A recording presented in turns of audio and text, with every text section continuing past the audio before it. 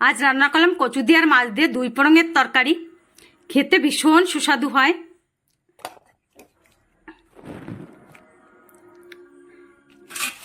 বাজার থেকে মাছ কেটে নিয়ে আসছে, তো মাছওয়ালা বলছেন সমুদ্রের চেলা মাছ।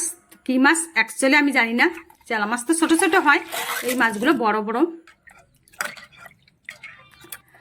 মাছগুলো ভালো করে ধুইয়ে জল ঝরিয়ে একটা থালে উঠায় নিলাম। মাছের ভিতরে দিয়ে দিলাম পরিমাণ মতো লবণ, হলুদ গুঁড়ো, লঙ্কার গুঁড়ো আর সরষের তেল। লঙ্কার গুঁড়োটা আপনাদের পছন্দ হলে দেবেন, না হলে দেবেন না। গ্যাসের চুলায় কড়াই বসাই দিয়ে তাতে দিয়ে দিছি সরষের তেল আর সামান্য একটু লবণ। তেলটা যতক্ষণে গরম হচ্ছে মাছে লবণ দিয়ে মেখে নিলাম। তেলও গরম হয়ে গেছে, মাছ একটা একটা করে কড়াইতে দিয়ে দিলাম। মাছ ভাজা হচ্ছে ততক্ষণে আমি কচু কেটে নেব। তো কচু 2 ভাগ করে খোসা ছাড়িয়ে নিলাম। আর কচু মাঝখানে খারাপ আছে, তো খারাপ অংশটুকু আমি বাদ দিয়ে ছোট ছোট পিস করে কেটে নিলাম। কচু কাটা হয়ে গেছে, মাছ 1 পিঠ ভাজা হয়ে গেছে, উল্টাই দিলাম মাছগুলো। মাছ উল্টানো হয়ে গেছে, কচুগুলো ধুয়ে নেব জল দিয়ে। তা 2-3 বার জল দিয়ে ধুয়ে আবার জল দিয়ে সেদ্ধ করতে বসাই দিলাম কচুগুলো। কচু সেদ্ধ হচ্ছে ততক্ষণে 4-5 কোয়া রসুন ছুলে ছেঁচে নেব।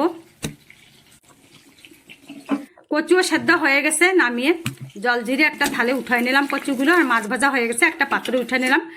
মাছ ভাজা তেলের মধ্যে দিয়ে দিছি জিরা, একটা শুকনো লঙ্কা। ফোড়ন ভাজা হয়ে গেছে, তখন দিয়ে দিছি ছেঁচা রসুন। রসুনও ভাজা হয়ে গেছে, তখন দিয়ে দিচ্ছি কচু, সেদ্ধ করে রাখা কচু দিয়ে পরিমাণ মতো লবণ দিয়ে নাড়িয়ে চেড়ে ভাজিয়ে নিলাম 2-3 মিনিটের মতো।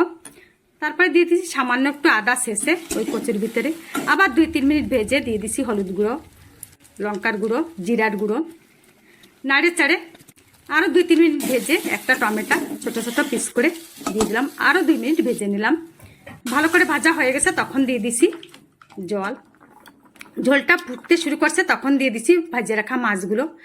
এখানে একটু লবণ ঝাল চেক করে নেব। লবণ একটু কম ছিল দিয়ে দিছি। তরকারি জাল হচ্ছে, এখন বাড়ির কিছু ধনেপাতা উঠাই নিয়ে এসি, বাড়ির থেকে নিয়ে আসলাম।